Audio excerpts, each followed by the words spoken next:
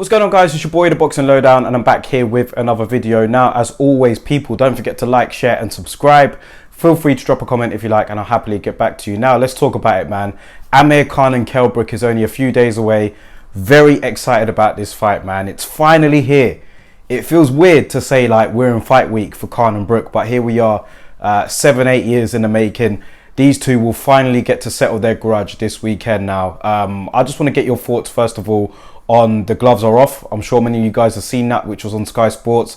The two had a sit-down face-off, Johnny Nelson in the middle, asking them both questions. You know how it goes. And very entertaining that was. And I also want to get your thoughts on the odds for this fight, where Brook has opened up as a slight favourite over Amir Khan. Now, let's talk about The Gloves Are Off, first of all.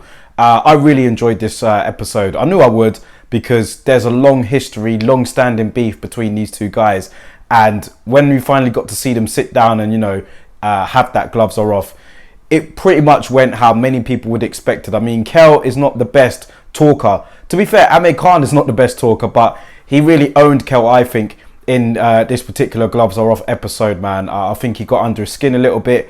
Will that mean anything come fight night? Probably not, to be fair. I wouldn't look too deep into this, thinking that Khan might have a psychological edge. But he did appear the more calm, I should say, because Kell Brook seemed very tense. You could tell the hate is really there.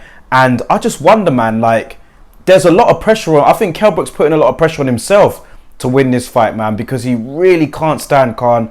Khan was pretty much, in a jovial mood. He was, having a few jokes with Kell, offered to shake his hand at the end. Kell didn't want to shake his hand.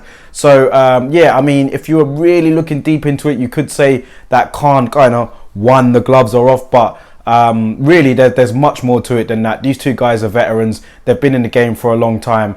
And this won't affect the outcome of the fight, I'm sure. But it was still an entertaining watch.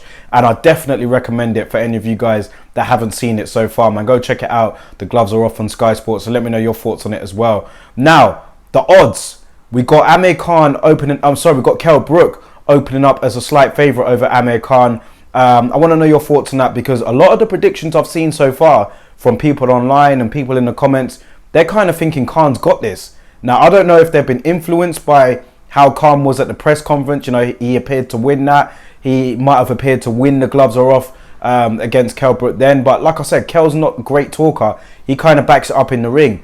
When you look at it, Kell Brook has been he's been in the ring more recently than Khan has, let's say. He was in the ring in November 2020, still pretty inactive.